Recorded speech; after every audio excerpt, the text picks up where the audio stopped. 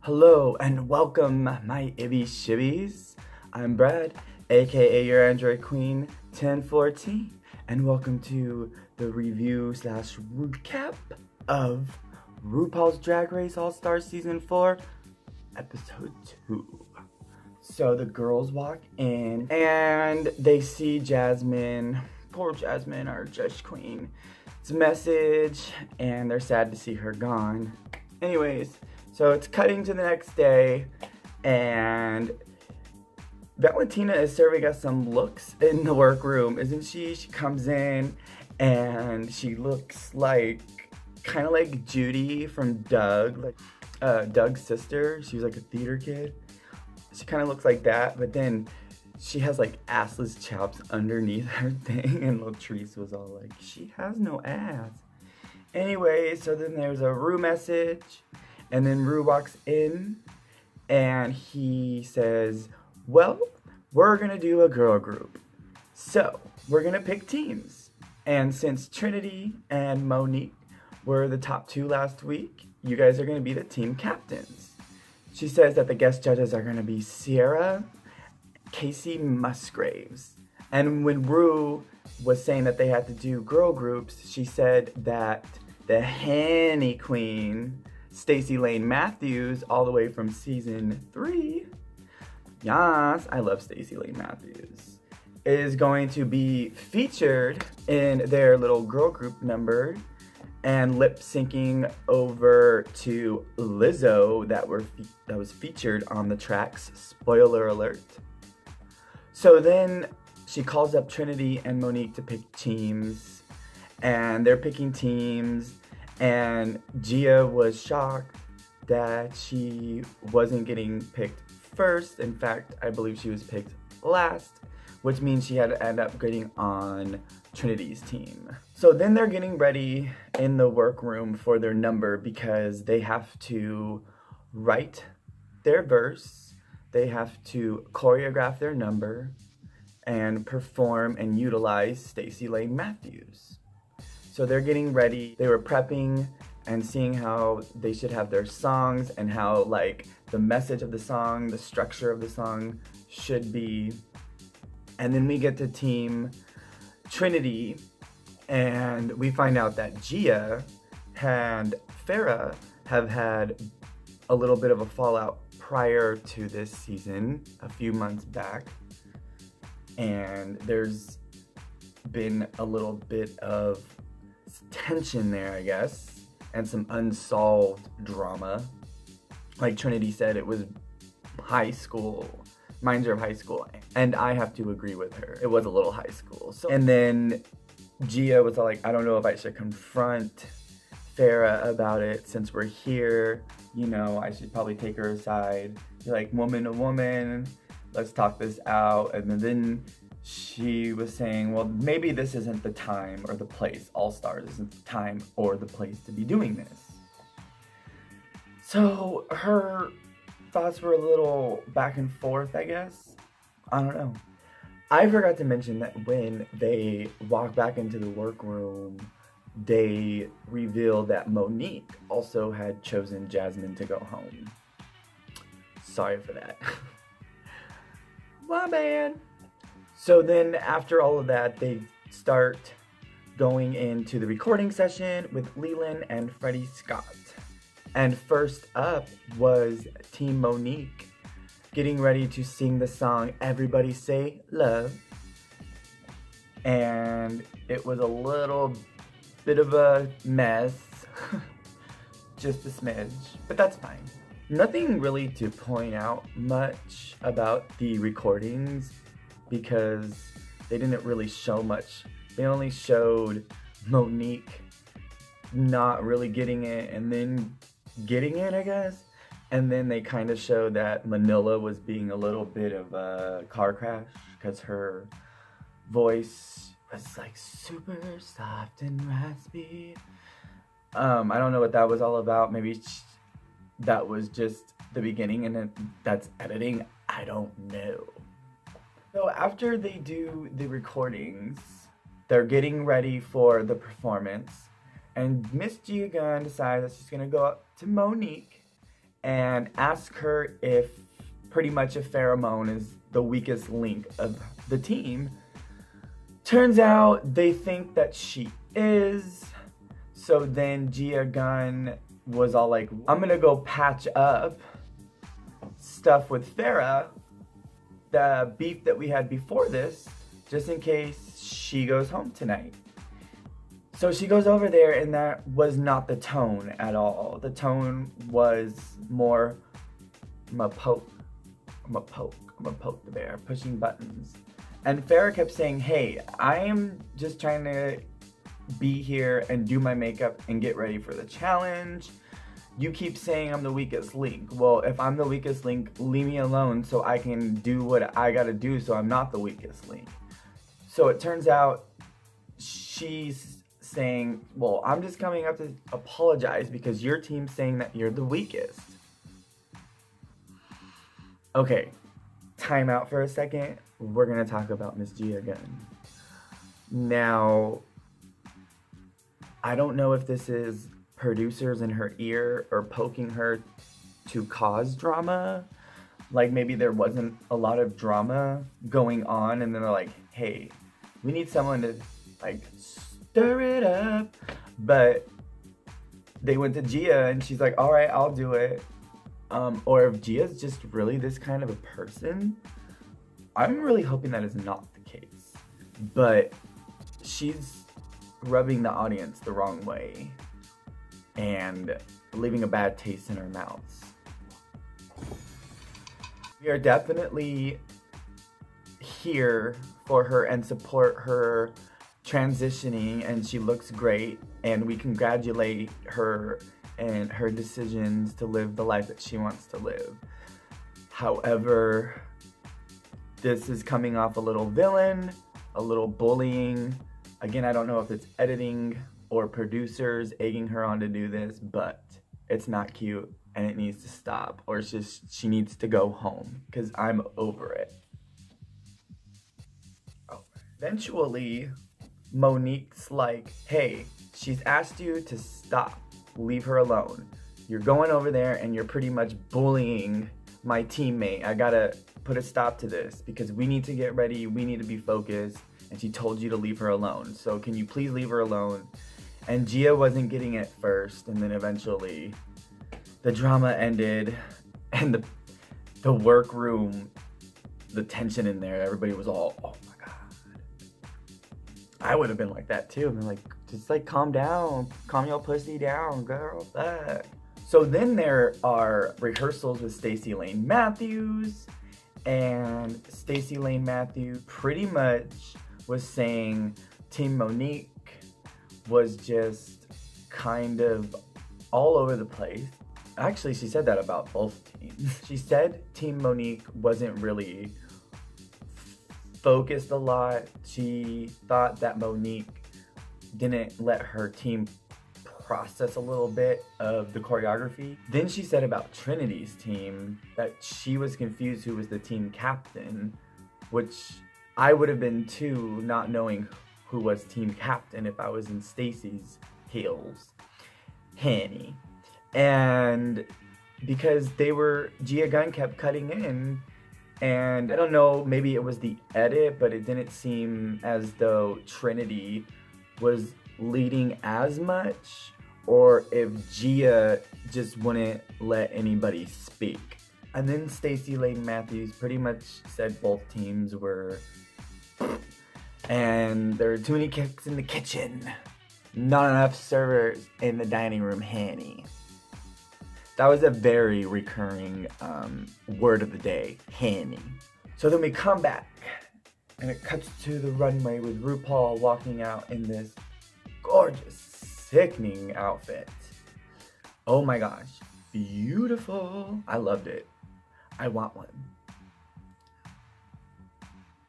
And then she introduces the judges, Michelle Visage, Ross Matthews, Ciara, and Casey Musgrove. So then the girl group performance starts, and first up was Team Don't Fuck It Up, following by Team Everybody Say Love. So I'm just gonna say that both performances all around were okay.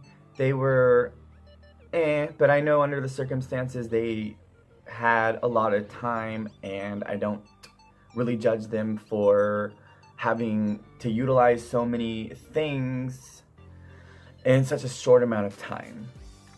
But for the time that they had, it was pretty okay performances, but they were just still a little I definitely found that when it came to the solos of each group, most of them, they were again they weren't standing out really as individuals when they came out to do their verse, like other girl groups like the Spice Girls or Destiny's Child. You know, everybody had kind of an individual personality. Now, they were all dressed as their individual personality, except Monique. She had homage to Aaliyah. But when they all came forward to do their solo, I felt it a little, like I said, a little lackluster in most of them. Valentina and Monet definitely stood out for sure, and that's obviously why they were in the top. And I believe the judges' decisions were right based on this challenge. Now, I know Gia Gunn is kind of being a little shady, but what she said about the other team being a little shaky, I'm sorry, but I do have to agree with that. It was a little shaky, except Monet. And I really liked Naomi's outfit. I thought that was really cute. Also, when it came down to the part of the challenge when they have to utilize Stacey Lane Matthews, Henny, I felt that Team Everybody Say Love utilized Stacey better than Team Funk It Up. In my opinion, I thought they featured her more. The other team kind of had her in the background a little more. Especially since there were more, they could have danced behind her. You know what I'm saying? Anyways. So then we come back and category is Elegance After Dark. Or that's how RuPaul said it. And all the outfits were stunning. Until there are less queens, I will be doing the Goob and Noob videos in different videos, so we can have more time to discuss the outfits in another video. So it won't take up this time about the episode. So Goob and Noob, other video. So after the runway, Ru announces the top three, which are Valentina, Naomi, and Mona Archange. And sadly, the bottom three, Carte, Pheromone, and Manila Luzon. Now, everything with the top three, if you've seen the episode, you know, they were pretty much right and hit on the head everything that they had to say with everybody's individual performances, everybody's outfits, everybody's songs, lyrics, performances, gags. They definitely liked Monique's rapping. They thought she was a strong rapper, and I agree. I think she should do more of that because that was awesome. And I also like how she did a little phone thing. Like she gave personality. Like one of the judges said it was like she was grounded, which is true. Like she was meant to be up on the stage. A natural show. Like me. I'm just kidding. So then we get to the bottom three, and OMFG. Michelle not getting that Aaliyah reference? Really, girl? TLC? Really, girl? See, Valentina should have saved that instead of about Monique's pants and how they were disrespectful to Aaliyah because of the fit. Now, she should have said, that is disrespectful to Aaliyah for Michelle not getting that. Michelle was a star in the 80s and the 90s. She knows RuPaul. She knows pop culture. How in the fuck did you not know that? Valentina should have absolutely saves that. Naomi's outfit was more TLC, which Sierra wanted. She was like, I need that outfit. And then they get to Farrah and they're saying how stunning she is, how beautiful she is, but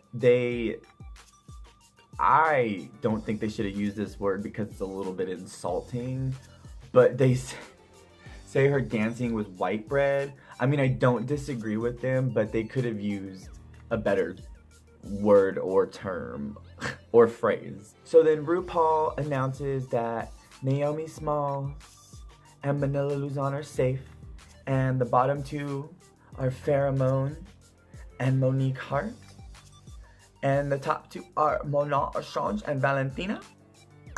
And then they go back into the workroom, I'm guessing that's the workroom, and they're all discussing stuff and congratulating each other, and I'm just living for Monique. She's all like, when can I plead my case? Because I need to stay here. Like, immediately when they go back there, she's like, I need to stay here. I need to talk to some bitches. We need to go talk. Like, right now. No, fuck right now. We need to talk like yesterday. And the girls were all like, well, give us a minute. And she's like, I just need to stay. I was like, I live for her attitude, and her personality is so funny. So then eventually they do come around to talking to them, and Monique is telling pretty much both of them, I need to stay, Farrah is not strong, my jacket was just a small malfunction, it shouldn't be held against me, I shouldn't have worn the jacket, but I did, but it was my mistake, but I should be here, not Farrah.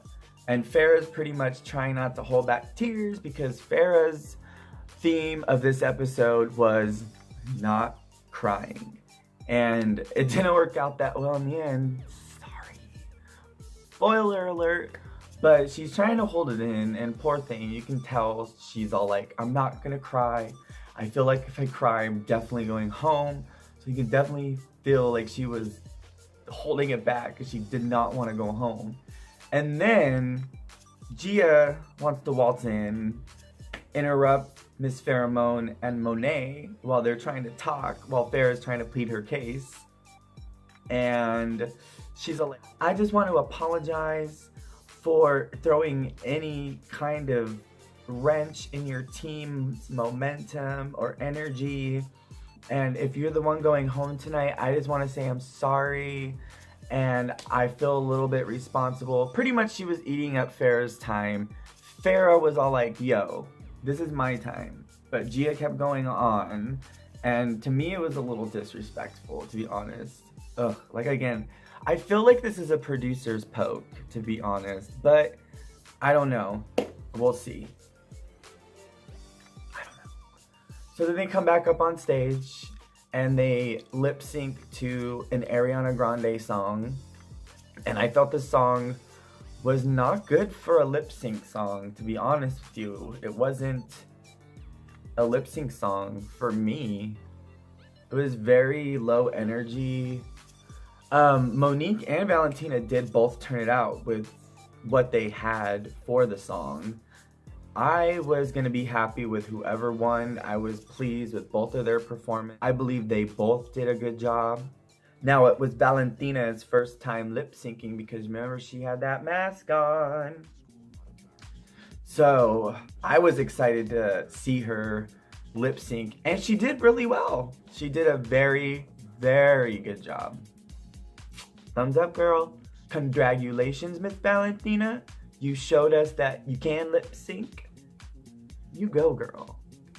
So she wins, and then she takes the lip sync out of her titty, and Miss Pheromone is the one that goes home. And she cried, of course. And then her exit on the runway, Gia Gunn was all like, I really do love you. And she's like, you don't love me? And now I don't know if that was real or fake or her just trying to be funny for the cameras. But she goes back. Poor thing can barely reach up to like kiss the mirror for her lipstick message. She has her trophy and she's crying. And it was over. There wasn't really much else to talk about except the outfits, which we'll get in another video. I might do the outfits for the girl group challenge in a different video, so I might have 2 videos. Because there's, again, a lot of girls left, 9 still, for this episode at least. And I have to get through all of those. So, until next week, thank you guys for choosing the warehouse. Let me know what you guys thought about this episode in the comments below. Please like, please share, so you can get your Drag Race content before the next episode. And anybody else you know that's addicted to Drag Race, let them know. They can get fixes with me, your Android Queen, 1014. So please like, please comment below. Let me know what you guys thought of the episode. I want to know what you guys thought. I want to know what people's thoughts are.